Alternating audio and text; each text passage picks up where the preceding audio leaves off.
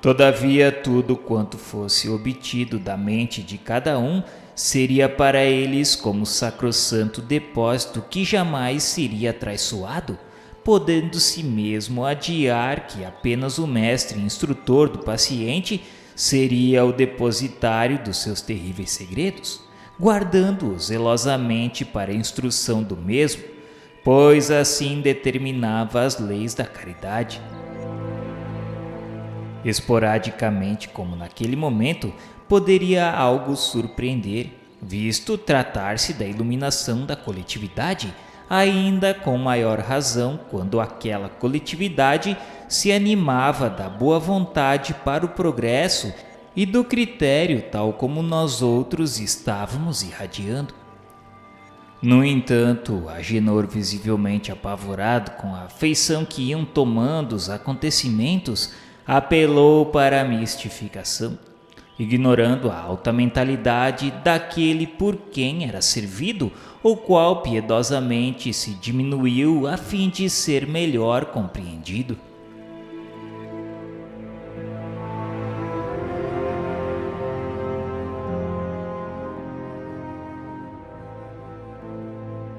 Não, senhor, meu mestre, não, senhor. Não fui mau filho para os meus pais. As anotações que ontem apresentei dessa particularidade de minha vida são verdadeiras, juro-vos. Existe, por certo, algum engano no pormenor que vos levou a rejeitá-las? Engano e rigor excessivo para comigo? Fazeis-me escrever as normas de um bom filho de acordo com as leis do Senhor Deus Todo-Poderoso, que eu temo e respeito? Quereis que mais uma vez eu as estude para amanhã expor minhas recordações em torno de minha condição de filho nas páginas do diário íntimo que sou forçado a criar, analisando-as em confronto com aquelas normas? Porém, se tenho certeza do que venho afirmando em torno de minhas recordações, para que tão exaustivo labor? Peço-vos antes encaminheis a quem de direito o meu rogo de libertação. Por que me fazem sofrer tanto? Não existe, pois, perdão à complacência na lei do bom Deus que eu tanto amo? Pois sou profundamente religioso e estou arrependido dos meus grandes pecados. Encontro-me aqui há tantos anos. Passei por infernais calabouços nas mãos das hordas malvadas que me arrebataram após o suicídio para sua banda. Atormentado, vaguei por ilhas desertas antes de me submeter aos seus detestáveis desejos. Enfrentei as fúrias tétricas do oceano, abandonado e perdido sobre rocheiros solitários.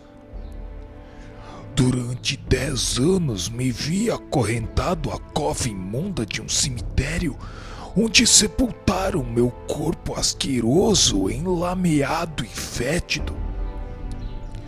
Perseguido fui por grupos sinistros de inimigos vingadores, batido como cão raivoso, maltratado como um réptil, corroído por milhões de vermes que me enlouqueceram de horror e angústia sob a tortura suprema da confusão que nada permite esclarecer, sem lograr compreender a trágica aflição de sentir-me vivo e deparar-me sepultado, apodrecido, devorado por imundos vibriões.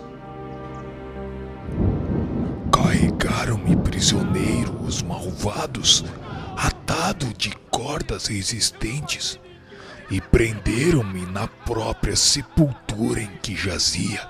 Bem, quero dizer, vós já o sabeis, meu mestre, em que jazia aquela que eu amei. Sim, que eu desgracei e depois assassinei, temendo represálias da família, visto tratar-se de uma menina de qualidade aristocrata. ninguém jamais identificou o assassino. Mas aqueles malvados sabiam de tudo, e depois do meu suicídio vingaram a morta. De tal forma me vi perseguido que, a fim de me libertar de tal jugo e eximir-me dos maus tratos que recebia, tive de unir-me ao bando e tornar-me um similar, pois era essa a alternativa que ofereciam. Devo, portanto, ter muitas atenuantes. Depois, além do mais, aprisionado por lanceiros, esmasmorrado no vale sinistro onde padeci nova série de horrores. E agora, nessa torre, tolhido em minha liberdade, sem sequer poder recriar-me pelas ruas de Madrid que eu tanto amava, nem respirar o ar puro e fresco dos campos como tanto me apraz. Sou ou não sou um filho do bom Deus, ou serei irmão do próprio Satanás?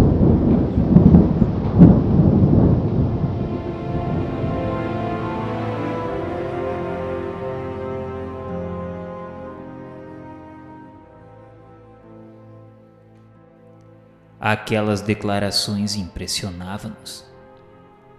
Demonstrando a mais singular serenidade, o mentor generoso replicou que se alguém fosse estranho àquelas eternas queixas, talvez suporia que naquele recinto iluminado pelos almos favores da magnânima diretora da legião se cometem injustiças. No entanto, a longa série de infortúnios que ele, Agenor, expôs, teve origem apenas nos excessos pecaminosos dos seus próprios atos e na truculência dos instintos primitivos que ainda conserva. Havia 38 anos sendo pacientemente exortado a uma reforma íntima que assegurava situações menos ingratas. Porém, ainda negava-se sistematicamente a toda e qualquer experiência para o bem. Enclausurava-se na má vontade de um orgulho que vinha intoxicando seu espírito, por tolher os movimentos a prol dos progressos que de há muito deverias ter concretizado. Grande complacência havia se desenvolvido ali em torno dele, apesar de não ainda saber reconhecer. Bem sabia que a sua retenção naquele círculo de vigilância equivale à proteção contra o jugo obsessor da falange que ele próprio chefiava, assim como não ignorava que dele dependia a obtenção exclusiva da liberdade que tanto almejava. Jamais foi molestado ali. Tesouros espirituais diariamente eram oferecidos, desejosos que eram de ver enriquecido com a aquisição de luzes que dele se irradiavam. Era hóspede da Legião de Maria. Foi por ela recomendado à direção daquele instituto, no sentido de não consertar a sua volta ao círculo carnal, a reencarnação, sem que positivasses graus de progresso eficiente para o bom êxito dos futuros testemunhos terrenos, que seriam duros, dada a gravidade dos seus débitos no conceito da lei. Por isso, diariamente eram expostos ao seu exame os motivos por que sua liberdade foi tolhida. Sabia que era culpado. Sabia que arrastou ao sorvedouro do suicídio uma dezena de homens incautos que se deixaram embair pelas funestas sugestões das suas manhas de obsessor inteligente, desgraçando-os pelo simples prazer de praticar o mal ou por invejá-los de algum modo, assim como outrora quando o homem desvirtuava pobres donzelas, enamoradas e levianamente confiantes, levando-as ao suicídio com a amarga traição com que as decepcionava, cuja atitude prenunciava o obsessor que futuramente seria. Mas o orgulho de Agenor sufocava as conclusões lógicas do raciocínio e preferia a revolta e o sofisma por mais cômodo, tentando furtar-se às responsabilidades por permanecer dilatando a aceitação de compromissos que lhe apavoravam, porque tinha medo do futuro que ele mesmo preparou com aquelas iniquidades.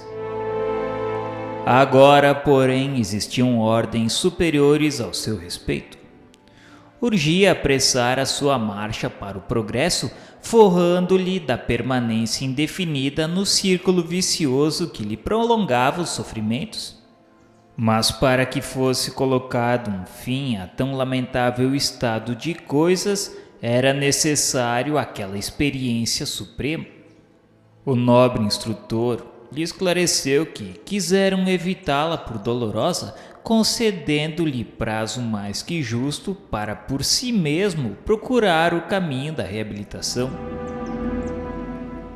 Agenor foi advertido de que a partir daquele momento diariamente teria que fazer um exame sobre si mesmo, provocado pelos seus responsáveis. Este exame seria lento, gradativo e minucioso, mas que facultaria a convicção da urgência na reforma interior de que ele precisava. Seria penoso aquele cotejo. No entanto, aquela situação era necessária e ele mesmo o havia provocado, com a resistência em que vinha mantendo para o ingresso nas vias do reerguimento moral. Dizia que tinha sido bom filho para os pais. Tanto melhor, nada deveria temer ante a evocação daquele passado. Seria, portanto, aquele confronto que seria iniciado a série das análises necessárias ao seu caso, uma vez que o primeiro dever que cabia ao homem cumprir na sociedade em que vive seria no santuário do lar e da família. Iríamos ver, pois, os méritos que teria como filho, pois todos os que possa ter os méritos seriam rigorosamente creditados em seu favor, suavizando as suas futuras reparações. O instrutor solicitou que ele voltasse sua atenção para a época dos 5 anos de idade da última existência que teve na Terra, rememorando dessa forma todos os atos que praticou em torno de seus pais, de sua mãe em particular. Assistiria então ao desfile de suas próprias ações e seria julgado por si mesmo, por sua própria consciência, que naquele momento receberia o eco poderoso da realidade que passou e da qual não se poderia furtar, porque foi fiel e rigorosamente arquivado nos refolhos imperecíveis da sua alma imortal.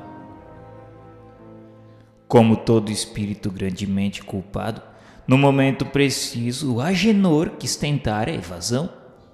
Encurralou-se de súbito a um ângulo do aposento, bradando apavorado no auge da aflição, o olhar desvairado de perfeito réprobo. Não, senhor meu mestre, por obséquio eu vou-lo suplico, deixai-me regressar ao meu aposento ainda esta vez para novo preparo. Mas pela primeira vez desde que ingressáramos no magno educandário, soou aos nossos ouvidos uma expressão forte e autoritária proferida por um daqueles delicados educadores, pois que Olivier de Guzmán repetiu com energia, ordenando a Agenor Penalva a sentar-se. O pecador sentou-se, dominado sem mais proferir uma palavra. Suspendêramos a própria respiração. O silêncio estendera-se religiosamente.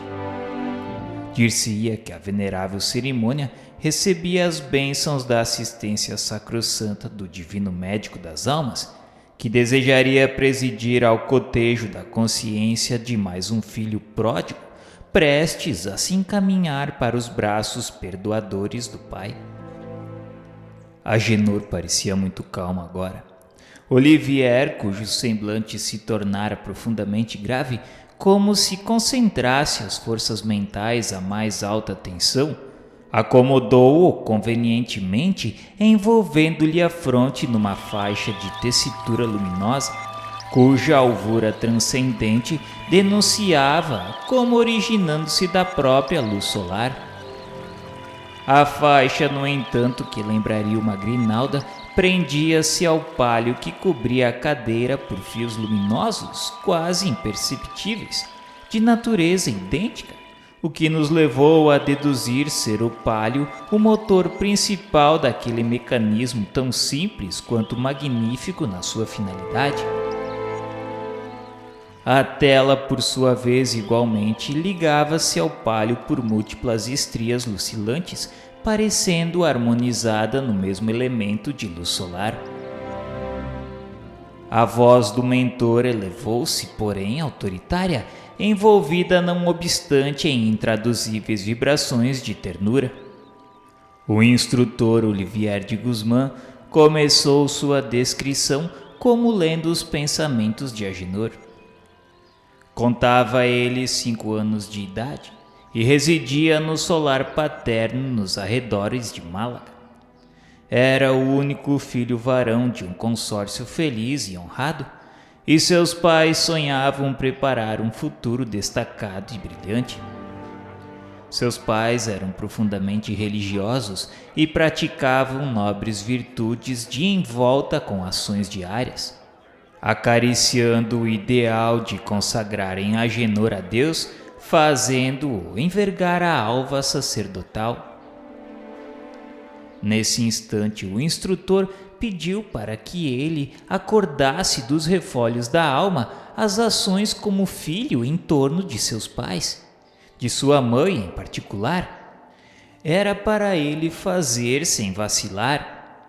Estaria em presença do Criador Todo-Poderoso, que lhe forneceu a consciência como porta-voz de suas leis. Então surgiu para as nossas vistas assombradas o inenarrável em linguagem humana. O pensamento, as recordações do desgraçado, seu passado, suas faltas, seus crimes, mesmo como filho em torno de seus pais, traduzidos em cenas vivas, movimentaram-se no espelho sensível e impoluto diante dele, retratando sua própria imagem moral, para que ele a tudo assistisse, revendo-se com toda a hediondez das quedas em que sossobrara, como se a sua consciência fosse um repositório de todos os atos por ele praticado, e os quais agora, arrebatados do fundo da memória adormecida por transcendentalíssima atração magnética, se levantassem conflagrados, esmagando-o com o peso insuportável da tenebrosa realidade. A lamentável história desse personagem, assassino, suicida, sedutor, obsessor, ocuparia um volume profundamente dramático. Furtamo-nos ao desejo de narrá-la. Mas para o complemento do presente capítulo, porém, apresentaremos pequeno tópico do que presenciamos naquela memorável tarde de além-túmulo e que julgamos não será totalmente destituído de interesse para o leitor, já que infelizmente nem hoje são comuns aos filhos modelos no respeitável instituto da família terrena. Desde os primeiros anos da juventude, fora Agenor Penalva filho indócil e esquivo à ternura e ao respeito dos pais. Não reconhecera jamais as solicitudes de que era alvo. Seus pais seriam escravos, cujo dever consistiria em servi-lo, preparando-lhe condigno futuro, pois era ele o senhor, isto é, o filho. Na intimidade do lar, mantinha atitudes invariavelmente despóticas, hostis, irreverentes, cruéis. Fora do lar, porém, prodigalizava amabilidades, afabilidades e gentilezas. Insubmisso a toda e qualquer tentativa de corrigenda. Desejosos de lhe garantirem futuro isento de trabalhos excessivos nas duras lides dos campos agrícolas, que tão bem conheciam, e sabendo ao demais ambicioso e inconformado com a obscuridade do nascimento, arrojaram-se os heróicos genitores a sacrifícios imensuráveis, mantendo-o na capital do reino e pagando-lhe os direitos para aquisição de um lugar na companhia dos exércitos do rei, visto que não sentira atração para a vida eclesiástica, desencantando logo de início o ideal paterno. Pretendera antes a carreira militar, mais concorde com as aspirações mundanas que o arrebatavam e que facilitaria ao demais o ingresso em ambientes aristocráticos que invejava. Envergonhara-se da condição humilde daqueles que lhe haviam dado o ser e velado abnegadamente por sua vida e bem-estar desde o berço. Repudiou o honrado nome paterno de Penalva por um outro fictício que melhor retumbasse a ouvidos aristocratas, proclamando-se mentirosamente descendente de generais cruzados e nobres cavaleiros libertadores da Espanha do jugo árabe. Com o falecimento do velho pai, a quem não visitara durante a pertinaz enfermidade de que fora vítima, desamparou desumanamente a própria mãe. Arrebatou-lhe os bens, sorveu-lhe os recursos com que contava para a velhice, esquecendo-a na província sem meios de subsistência. Fê-la verter as inconsoláveis lágrimas da desilusão em face da ingratidão com que a brindara, quando mais a vira carente de proteção e carinhos, legando-a à dolorosa via crucis de humilhações pelo domicílio de parentela afastada, onde a mísera representava estorvo indesejável. Negou-se a recebê-la em sua casa de Madrid, pobre, velha, rude no trato, simples no linguajar, rústica na apresentação, pois era sua casa frequentada por personagens destacadas entre a alta burguesia e a pequena nobreza, em cuja classe contraíra matrimônio, fazendo-se passar por nobre. Encaminhou-a secretamente para Portugal, visto que teimava a pobre criatura em valer-se da sua proteção na miséria insolúvel em que se via sossobrar. Enviou-a a um seu tio paterno que havia muito se transferido para o Porto. Fizera-o aéreamente, sem se certificar do paradeiro exato do aludido afim. Sua mãe assim não lograra localizar o cunhado que ali já não residia e perdera-se em terras lusitanas, onde fora acolhida por favor pelos compatriotas piedosos. Escreveram-lhe os mesmos compatriotas, participando-lhe a angustiosa situação da genitora que novamente lhe implorava socorro. Não respondera, desculpando-se perante a consciência com determinada viagem que empreenderia dentro em breve. Com efeito, alimentando ideais desmedidamente ambiciosos, transferira-se para a América longínqua, abandonando até mesmo a esposa, a quem iludira com falaciosas promessas, e a fim de furtar-se a consequências de revoltante caso passional, no qual, mais uma vez, assumira a qualidade de algoz, seduzindo, vilipediando e até induzindo ao suicídio pobre e simplória donzela de suas relações.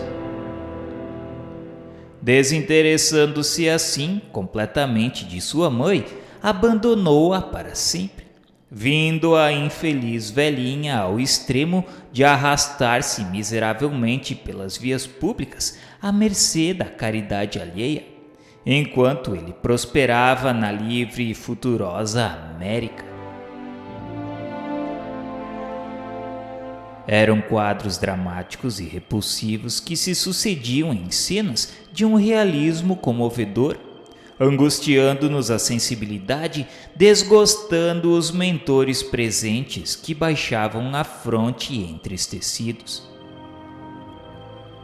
Agenor, porém, que a princípio parecera sereno, exaltara-se gradativamente até o desespero, e chorando convulsivamente, agora bradava em gritos alarmantes que o poupassem e dele se compadecesse o instrutor, repelindo as visões como se o próprio inferno ameaçasse devorá-lo.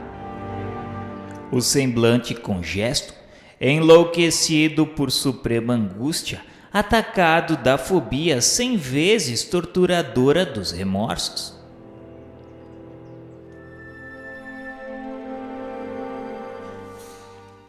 Não, meu mestre, 1000 vezes não. Basta, pelo amor de Deus, não posso,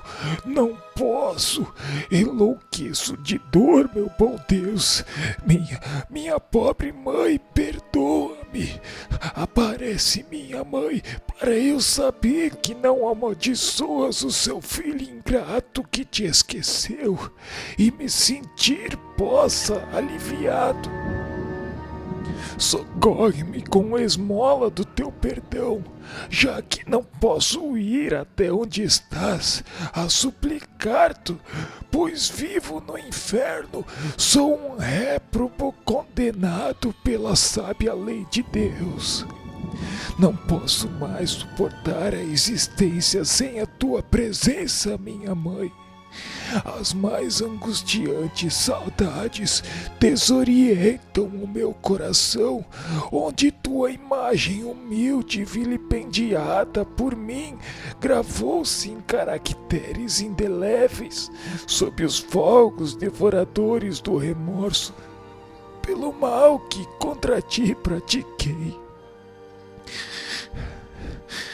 Venha o teu vulto triste clarear as trevas da desgraça em que se perdeu meu miserável ser, envenenado pelo véu de tantos crimes.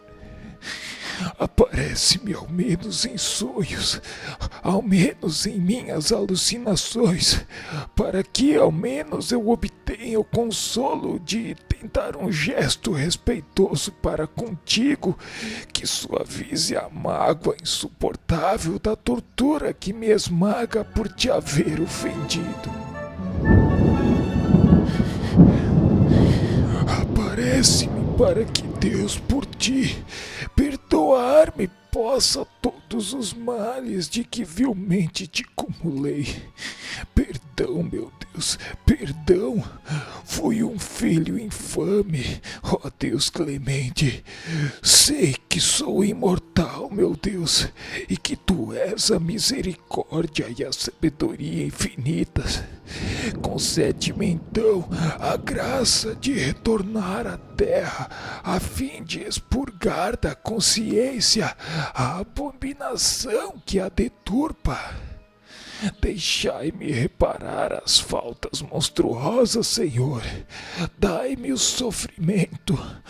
Quero sofrer por minha mãe, a fim de merecer o seu perdão e o seu amor, que foi tão santo e ao qual não levei em consideração. Castiga-me, Senhor, Senhor Deus, eu me arrependo, perdoa-me, minha mãe, perdoa-me.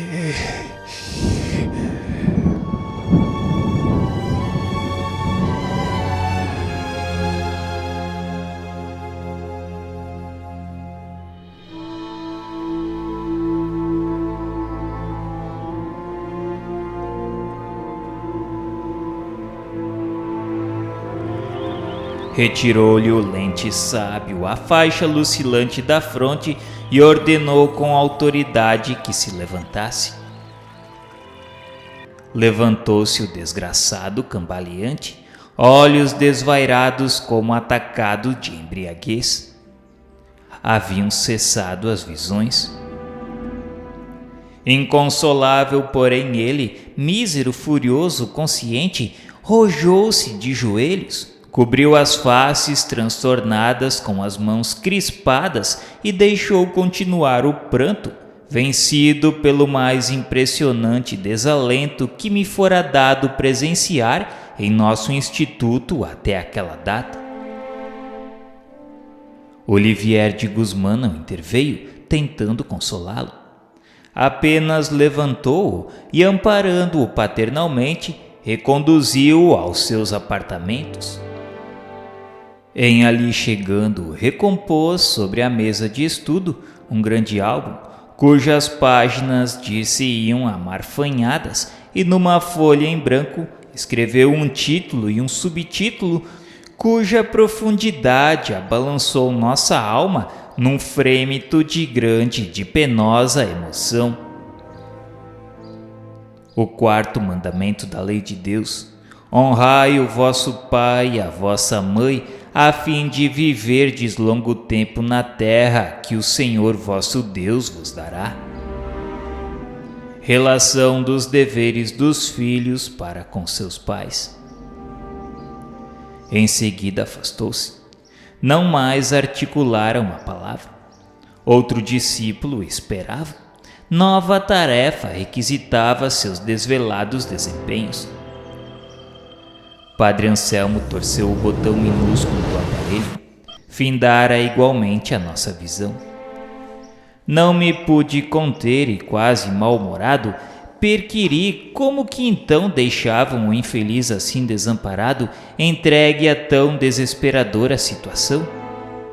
Haveria talvez um gesto suficiente de caridade da parte dos obreiros da magnânima legião que haviam nos acolhido, incumbidos de sua proteção? Carlos e Roberto sorriram vagamente, sem responder, enquanto o velho sacerdote iniciado satisfazia bondosamente minha indiscreta ansiedade, esclarecendo que os mentores conhecem minuciosamente os seus discípulos e as tarefas a que se dedicam. Sabem o que fazem quando operam.